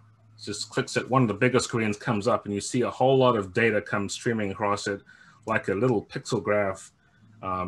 There's a shit of a very hazy, faded out world map behind it that you can tell, and then weird things up, and like lights come up, there's lines being drawn together with them. At this point, Nesting Doll, you arrive in the room with one other person. Who else is going to come in with you? Well, I was helping Hank move around, so Hank. So you and Hank show up. Haymaker and Nesting Doll, there's this man here you have never met before, and he's currently activating a screen with some stuff on it. Looks like Sam's already sat down. Hey, Butters, who's this guy? This is Almanac. I believe he is at least somewhere above the above whoever it is that's writing our checks. Oh, so are you the boss? No, thank you for coming in. Please sit down. I've got you're just in time to see my demonstration. Well, yes. Are you going to explain that? Yes, I can. He's a weatherman, as far as I understand. I think you already know what I'm showing you, Nesting Doll. You've been poking around in this part of the company, the agency, for some time. I've never seen it before in my life. This is the algorithm. The algorithm. What's an algorithm? I am from forecasting. We are trying to pinpoint what we think is going to happen, and we have done a very good job. Some of the reason your response times are so fast is because of our assistance. However, in the last month, this is what it looks like currently. This is what it looked like last month. Fix it. It is a whole lot more organized. It seems all very much like, you know, it seems like it's surging and waving, dots come up, and but it looks, to your mind, at least, Mellie, it seems like, oh, that's cool. You've got something working, like there's some kind of program going behind it that still helps out. And you see like a little track that's, at the bottom is like a, you know, how they have those sort of medical beeps, heart rate things. It's just doing this, right? Occasional blips, showing that they seem to have dispatched the 3 Hammerhead vehicles and the teams with some consistency. And then he clicks it back to what it was before he did that. And the little things like, wow, wow, wow, wow, wow, wow, wow. So wait, you're saying that little line on the screen tells the future? Only predictive. We haven't got this nailed down to a hard science, but we're having problems lately because we no longer think the algorithm is working for us, and we're trying to figure this out. And there's one common denominator in all these problems, and that is not Hammerhead 1 or Hammerhead 3. Is it Hammerhead 4? Why I am here. It's the Deuce crew. I got it. All right. I will wait for a moment until the remainder of your team are here before I tell you any more, but please take seats. Well, listen, like I might as well go ahead and get a snack because I'm not going to be able to tell you anything about little lines on computer screens. No, that's not part of your briefing, is it? No, it's not. So snack's fine? You can go get that. That's fine. He looks a little bit perturbed by the fact that you just sort of said, oh, I'm going to go off and get a coffee or whatever. Vanessa and Aliza, the two of you come in at this point, see this individual, and you probably caught the tail end of that explanation in the hallway. And this guy goes back to sort of looking at the screen up there and just has his back turned to you again. The rest of you are either seated or getting snacks. Where are the snacks? Are they in the room? Just wondering. No, I would have gone off to the break room where, you know, probably third Rick hangs out most of the time and getting a little hot pocket going on. Nice. So he'll be about 2 minutes, maybe 1 minute if he chooses to cool it down in there. Yeah. So, question about this algorithm. Is it any at all similar to the future predicting algorithm in which you pick a color and then a number and it finds out who you're going to marry? Are you saying this out loud? Yes, I am. Almanac turns and looks at you, and his gaze is one of those, like, you can see him trying to dissect what your brain is working like it's like he looks at you. And part of his work probably is he's trying to understand and predict what people are doing. He's probably a behavioral expert, right? You get that read from him right away, Vanessa, because you've got something similar, but it's with animals. But he does not know what to make of that. And Sir, if it helps, Hammerhead is the sarcastic one. She's just very smart. Haymaker? Or no, Haymaker. Sorry. Haymaker's the sarcastic one. She's just very smart. I'm not in there to hear that, right? All of you are essential personnel to our mission statement. And why I'm here is because tomorrow you're going to be having a meeting with the council to address this issue and other related propaganda and personality issues that we have detected. And I'm going to give you a chance to try and course correct. But I'm worried the algorithm isn't going to be able to recover fast enough for you to be able to do this and your work as effectively as you would like. So you're saying we broke the algorithm? That's what it looks like. So what you're saying is the algorithm tries and predicts what the most obvious and efficient, not necessarily obvious and efficient, but what the first choice should be. It uses Occam's razor, so to speak. Yes, it is extremely well informed, and it has terabytes of data moving through it at any moment. So essentially, what this is coming down to is you're here because we broke the machine because we don't make obvious choices. He looks a little confused, as if that's maybe exactly why he's here and he didn't really want to say it in that way. And then he says, more or less. Well, why is that our problem? Hank says as he's like gnawing on a hot pocket. Well, because it is. The only thing we can think of doing, the council, their first recommendation will be to replace all of you. And I don't really want that necessarily, because then the algorithm will probably be worse.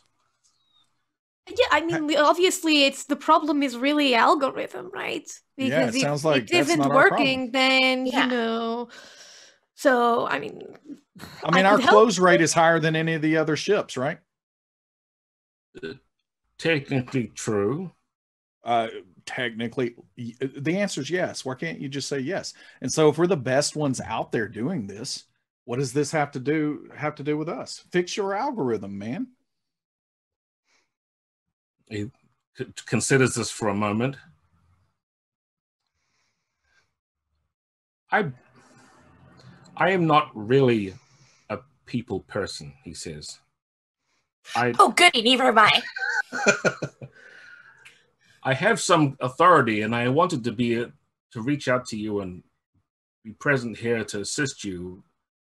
I'm worried that maybe that is going to be a hindrance, that you want someone who seems decisive. But in my line of work, I see so many options and variables that I lose track of them when I'm dealing with people. Your job is very direct. You go and do the thing. I'm somewhere else crunching numbers. I'm certain you understand my predicament. We rely on this. Al, what if we're not the problem with the algorithm? Say more. Nesting doll, give him like a little taste. Oh, okay. Like an app. Yeah, I just go over and I start typing and kind of bring up what I've got currently on Aegis. Okay. So I'm sure you understand. I've explained it to them. I'm not going to re-explain, but maybe something else is going on, and it's not us, and it's not you either. So you don't have to feel bad. We just have to maybe solve the problem. The solution ain't to bench your best team. I know that much. I agree. It would not be my recommendation. I'm just concerned that unless you can give the council tomorrow some course of action that you will take. Oh, so you're not just like a council lackey? Like you're actually trying to help us? Like make sure that they don't bench us?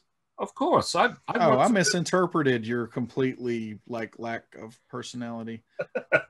He's once again trying to dissect you and figure out what you're trying to say. And again, you've got such a upfront heart of my sleeve thing that he doesn't even he's reading past what's not even, there's nothing behind it. Right? He's like, Okay, listen, I like the owl thing. You're our friend now. So yeah, let's get to the bottom of this. And then Hank says, I'm going to eat my Hot Pocket while you guys do that. Yeah, one other thing while you eat Hot Pocket is, have you heard of Ascendant, Al? Ascendant, that's something that's come up sometimes in our data review. Do you have anything more that you wanted to contribute? Well, I mean, could you maybe pull up these patterns with... any of the crises we've dealt with where, Ascendant was tied to maybe, the insurance. I've just an idea spitballing. You might want to pull that up. He explains that it's sometimes difficult to interact with the algorithm because it is almost an AI, right? It's one of those things that does its own thing, but he is more like a wrangler than a programmer or a coder. So Okay, I'll do it then. Yeah, he does say that maybe he could try and filter it with that. And so you two together do some work on it. So what I'm going to do is have you run that as a roll. It is quite difficult. There's 2d10, but you can get assistance from him. He has a generic d6 relationship with all of you. So you can borrow his assistance in this case. And my difficulty roll will be 2d10. So here's what I get for you. 12. Okay. All right. This is gonna be my mental, and then his little helpy d6 there. My network specialist, and It's not social, so you don't have to worry about your my stress. Yeah. So it's good. I don't want to do social things anyways. I'm gonna go. My secrets are the enemy of the people. I'm not trying to keep anything from him. I'm not trying to hide anything as I'm doing this. I'm not gonna try to conceal stuff. So 10, 10, 8, 6. I think that's what I got. Feel like that should be fine. Let's do it. Feel like it.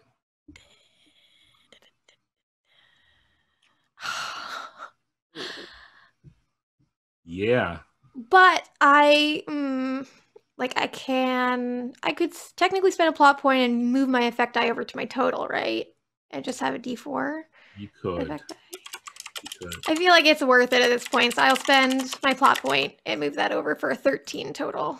All right. So you narrowly do it. Even with his assistance, you figure out that this, whatever kind of interactive UI that he uses to talk to the algorithm or filter it, it is really, really strangely complicated. And it's the kind of thing that makes everyone like look at you, the two of you with your typing and your clicking and your other stuff and wonder what on earth is actually happening. But the good news is you succeed, and I'm going to give you a plot point for that hitch. But I will also be applying that D8 to your mental. This was quite, I know, I'm terrible. I'm so stressed. This is one of those occasions when you think it's giving you a headache because you're starting to look at AI material, which is the neural net that's being used here is far in advance of what the KGB were ever to work with. And it's like looking at a fire hose and trying to see where the water's coming out. Mentally, at least. To the rest of you, they're just clicking stuff on screens. What are you doing, the rest of you, like Flourish, what are you doing while they're messing with computers and talking about predictive algorithms? Well, I have a question for him that might have to wait until he's done with that. But my question is, I would like to know the history of this AI algorithm. Who made it? How long has it been around?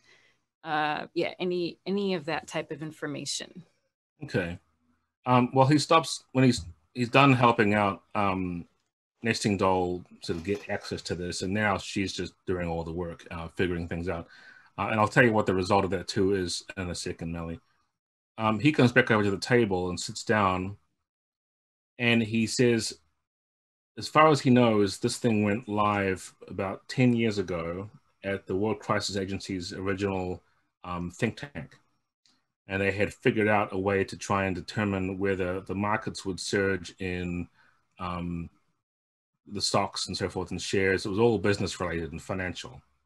And somebody it wasn't the World Crisis Agency, it was like a think tank that was later bought up by the World Crisis Agency. They purchased it lock, stock, and barrel, hired all the coders and all the engineers and everybody who was behind it, and converted it over to disaster predictive based on what they were seeing as climate change and other kinds of problems that were happening.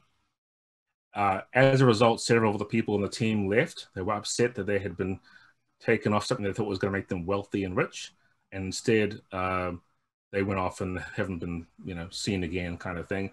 But those who were quite loyal to the project stuck around, and one of those people in the end was him. He was early on part of their team who tried to apply the math and the science behind forecasting and predictive analysis. He doesn't know how to work the computer necessarily, but he's the theory guy. So he says he's been with them for about 9 or 10 years himself. It has grown much, much bigger since then.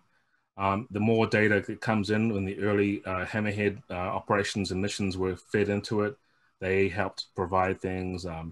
When they hooked up with the United Nations, they also gave them, every nation that was participating gave them data. So yeah, it's been growing over time. Interesting. It is the first time you've even heard of this, though, and he said the reason why he's coming to you is because this is not normal. It's acting up. Also, you have a sense that he's got the authority to tell you about this, but maybe the council wouldn't necessarily want you to be this involved in it. Has it ever acted up before? No, never. Early on, it started like in the early days, it said, "Hey, maybe you should go here," and it wasn't there, and so on, and people were like, "Oh, that was annoying." But after probably about a year or two of fine tuning it, it seemed to be great. And it was all about cutting down response time. And when an accident would happen or a thing would go on, the Hammerhead teams would know about it before anyone else, partly because the algorithm knew what to watch for. Mellie, what were you were trying to determine the whole connection with filtering out for Ascendant, right? Yeah, I wanted to see if there was any comparison to be made there between the blips and Ascendant's involvement. There is an 85% correlation. That is pretty significant. I think this is what we present to council, like, oh, it's not us. We are so good. 85% Ascendant and 15% frozen pizza situation. And the bird flying ship, and That's a little bit of a problem, true. Yeah, so he's quite shocked. He as soon as you get that information, he's quite surprised, and he says, "Oh, well, I'll have to go and think more about this. I will not be on the call. I will not be with you when the council talks to you tomorrow. But if you like, you can always contact me. I will give you my access info." And he, drops a thumb drive onto the table. So wait, no, I'll show myself. I mean, before you go, though, to be clear, if you're not going to be on this call with us, we're going to say, hey, this really wooden, stiff, needs to loosen up a little bit guy named Almanac came and saw us yesterday and said that, like, it wasn't our fault. Like, we're going to totally name drop you. You're fine with that, right? He sort of seems to put this together as if it's the first time he realized that was going to happen. You could say undisclosed internal sources. That's just going to sound like I hacked it. I'm not so good with like that kind of stuff, keeping secrets. All right, Hammock, you want to try and convince him to be more obvious? Listen, I'm just saying that if you're going to be, I will if you want to roll or whatever. But listen, if you are going to put yourself out there like that, go on and put yourself out there. It's like back in the ring when we were going to go for the blood. Like, it wasn't any of this little bitty, like, oh, let's cut ourselves with razors a little bit or whatever. I used to tell them, just go on and pop me in the mouth. Like, it's just flappy, fleshy skin. It's going to bleed if you hit me hard enough. That's how you got to go about life. So seriously, you came in here and, tried to draw some blood. You might as well own up to that, man. All right. That's a pretty convincing argument right there. However, he is, oh my goodness. Yes, that's what I'm talking about right now. The very convincing arguments. That was your once more into the breach, my speech. Yeah. Yes. You can roll if you'd like, because whatever you roll is automatically going to succeed. But I mean, I love, like, this is some crowd control for sure with this guy, and my approach and attitude. I'm going to use... I love how we use crowd control for the interactive side of this. Yeah, absolutely. So I'm going to do can't stand blood or gore, but I'm going to get myself a plot point in case I need it later, because actually everything that I just said was actually, the reason that I can't stand blood and gore right now. So I had a bad experience. You're totally taking one for the team by even telling the story, aren't you? Yep, I am. All right, let's see what happens. I got a hitch, but I did get a 9. Well, and I could spend that plot point to make that a 10, right? I could get a heroic success twice. Correct. Yep. I'm gonna do it. I'm gonna do it. All right. So let's see. This is how this works. Well, basically, I will tell you what it looks like on his end of it, and you can explain how this works on your end of it because you're the master of your domain, so to speak. He just looks.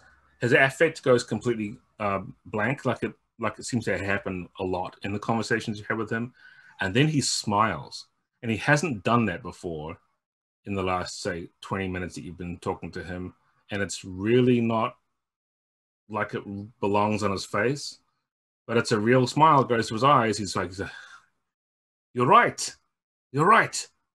I should own this. That's right. That's right, Al. Let's kick some ass. Join the call with us tomorrow. That's what needs to happen. Let's show these bastards.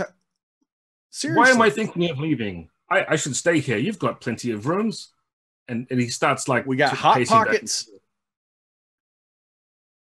Do you have coffee? Great. So, yes, of course you've got coffee. Of course we have coffee. Are you going to make the PowerPoint or should I? Oh, no. I wouldn't want to take that from you. But I will. We could meet later. We could do that. I have to do some paperwork, as you imagine. I have to sign off on this, but no one's expecting me to be back tomorrow. Oh, I wonder what my wife will say. Oh, who cares? And then he just sort of goes forth, shakes Haymaker's hand, clasps it, and says, very good, very good. All right, good. All right, we got nothing to worry about anymore. He's left. Do you want to have a team discussion while he's absent? It might be a good idea. Yes. That went really well. Yeah.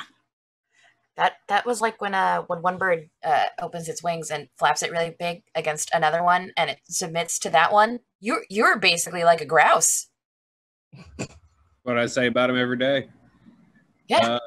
Yeah, honestly, I was going to say, hey, Flourish is the only one allowed to speak tomorrow, but you know what? Not a bad speech, Haymaker. Well, no, like, listen, I don't plan to talk tomorrow because that's probably not a really great idea. But hopefully this owl guy can say some things. Well, it seems like he wants to take a bit of a back seat. Well, I mean, that's fine, but at least he'll be there. And then that way... It's good that he'll be there. So what's going to happen? Like, I just want to let everyone know what's going to happen with me.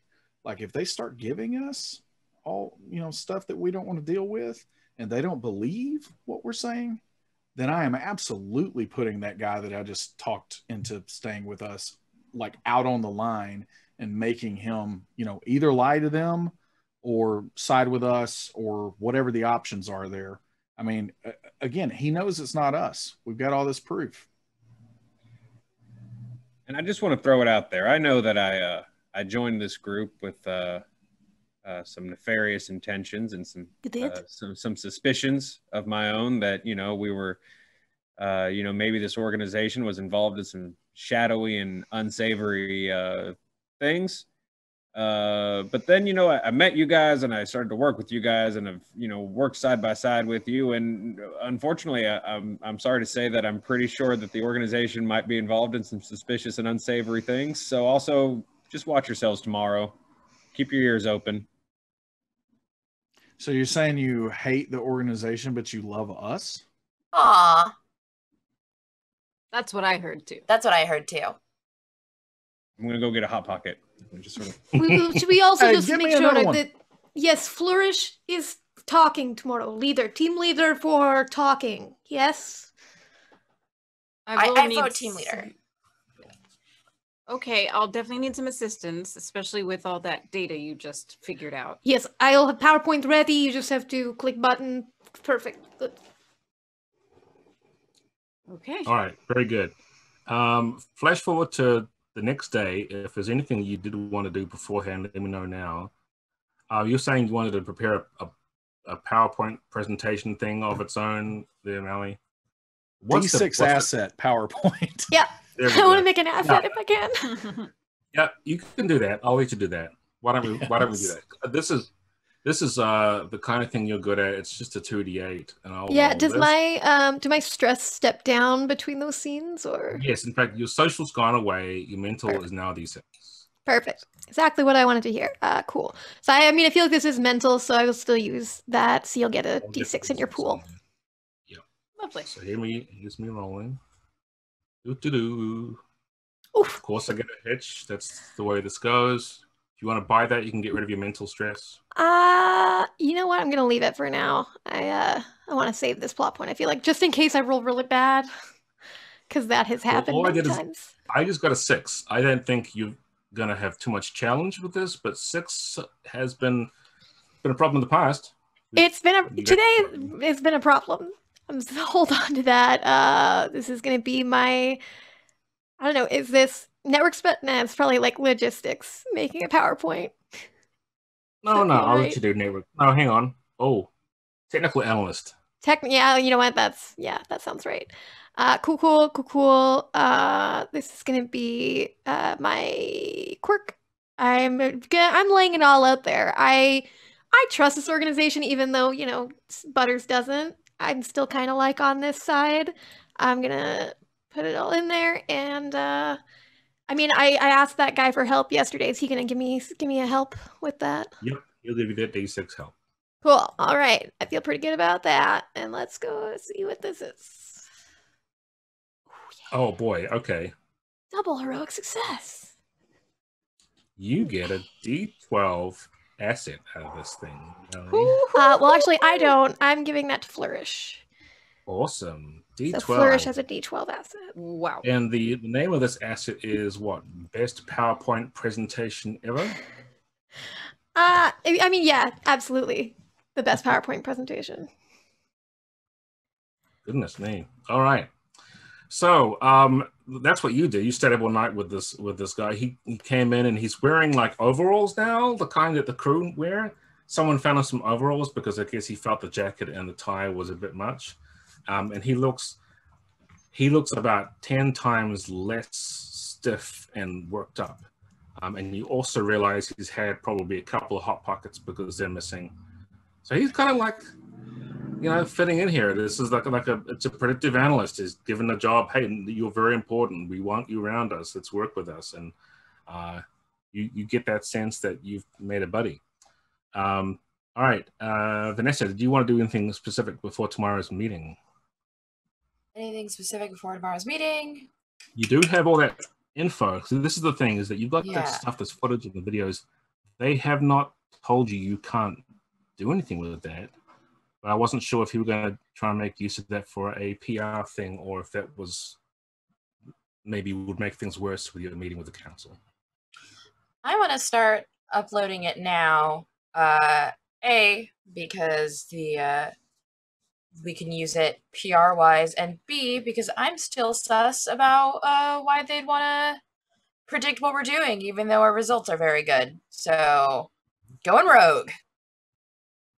So I'm going to go ahead and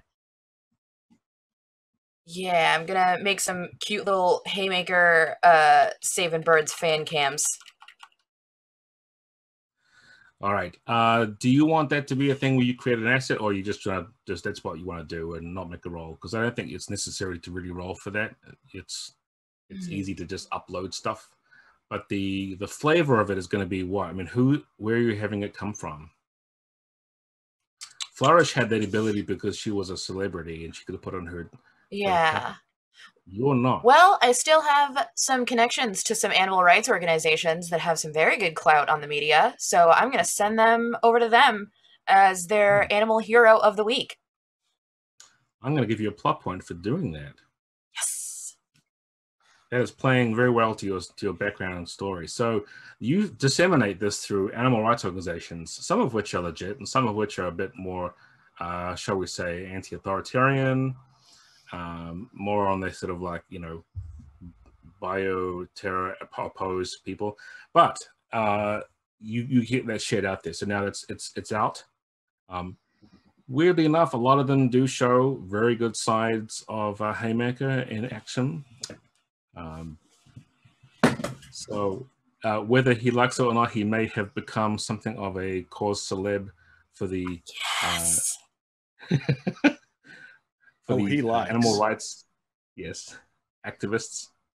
I mean, he'll do like the nude photo shoots and all of that. Covered in cabbage. Yeah, that's it.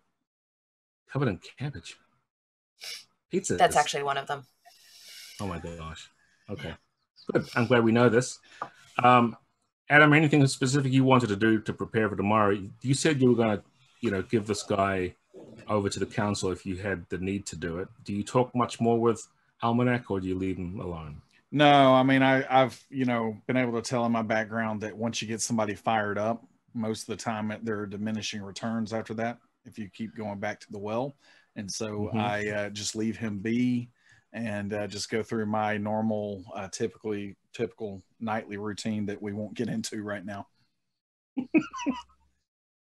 You're also feeling a little bit, you're still feeling pretty below the weather. Like it's not great. The stuff that you ingested, you haven't been able to keep a lot of food down. You went and had a snack later on, kind of feeling. I haven't been able to keep anything down. I've been eating like a racehorse. I know, yeah. So okay, that's not good. So maybe some of that is going on too. Yeah. For the next that's my 12 typical hours. Nightly routine, like so. So the meeting with the council is going to be for our next session, just so that you guys know we're approaching the hour. But the good news is you've got all the stuff stacked up for your favor for next time, and it's going to be a crisis pull of its own, if you want to put it that way.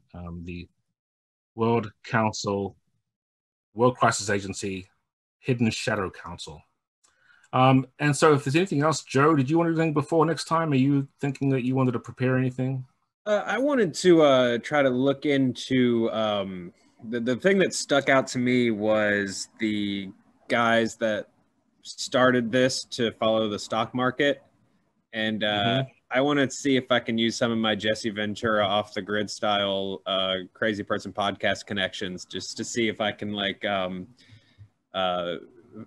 follow them a little bit and kind of get any kind of information as to where they might have ended up. All right, well, that's our last roll for the evening, and then I think we can do that. And then we put together, that's super secret stuff. I was wondering if you'd pursue that avenue. It's a 2d10 for the difficulty. Okay. And you're going to have to beat 9. Well, yeah, it's super secret and very hard to do, but so I'm gonna use my my social for attributes. I'm gonna do my I mean, I guess my legal specialist, because this is me reaching out to all of my connections and maybe former clients and stuff like that. It's a lot of it's in the world of finance, which you have got. Those people who talk about you should go out and buy gold. Yes, yeah, I know. Yeah, so many put gold in your backyard types. So I'm definitely using them, and then this is a life before thing. Yeah, definitely. Although I'm going to use that as a hindrance. Cool. Because a lot of them are starting to suspect that I'm going soft and have really gotten off target for why I joined Hammerheads in the first place. Plus, they might think it's a bit sus that you're asking them about something which could potentially be like revealing some of their... Yeah, very good. Yeah. Okay, yeah, I'm definitely part of the conspiracy now. And then the water's fine. Everyone's already done. What sentence am I about to say? Everyone's already done help, right? What? Can I use, because maybe I've been working with Nesting Doll or have some of that material, can I use help from Nesting Doll in that way? Yeah, I think since this is a whole different scene. I think you could probably get assistance from her if you wanted to. Okay. Whether she does it directly or not, yeah. What would that add, Nesting Doll?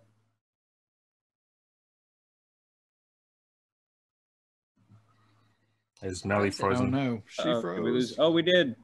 Oh no! Nothing. We'll never know. Is there a special point for frozen? Well, it has to be a D12. For the sake of moving us along, I will. She says it's a D8. A D8. Okay, cool. I will. We have backdoor channels to this sort of info. I will D8 us. And she might not have wanted to help though. That's fair. That's fair. Okay, this ain't bad. Oh yeah. Okay, so that's a success. We're gonna log that D8 as an asset for you later. This is some info that you might want to be useful for, and I'll run over the quick details for it. I might prepare more for later for next time. Sure. But Yeah. The TLDR of it is, yes, there are some some disgruntled people ended up actually going into the dark side of the financial predictive market, and you have a suspicion that some of these coders are behind some nefarious activity. That you haven't got all the details, but you've got enough of a lead that perhaps next time you could dig into that as an aspect of the investigation. One name in particular came out of that, and that is Lauren Baker, who has a like her handle is twice shy. Mm. So twice shy is her new thing. Obviously from once bitten, twice shy. So yeah, that's another name for the catalog of people who may or may not be working against you. All right, perfect. And over to you, Joe, for the roundup. Well, I mean, that's our show. Thank you guys so much for hanging out and watching here on Twitch, or if it's in the future. Thank you for watching us over on YouTube. We really appreciate it. We're super pumped to be back. Looking ahead to some things we have coming up, we'll be playing starting into a setting pretty soon called Eidolon Alpha, which is sort of a Greek mythology meets kaiju meets Final Fantasy. I'm selling it horribly, but it's going to be super fun. Think Greek mythology superheroes. It's going to be a blast. Mellie's going to be running that game. And that's what we've got sort of coming up next in the near future. And then some even bigger things involving, I don't know, maybe princes and dragons. Princes. Raws and she's and men's and he's. So stick around with us. Really appreciate you guys being here. And I appreciate this table, our virtual table so much. It was so good to see you guys and play again. And we'll see you all next time on Roll and Keep. Thanks, everybody.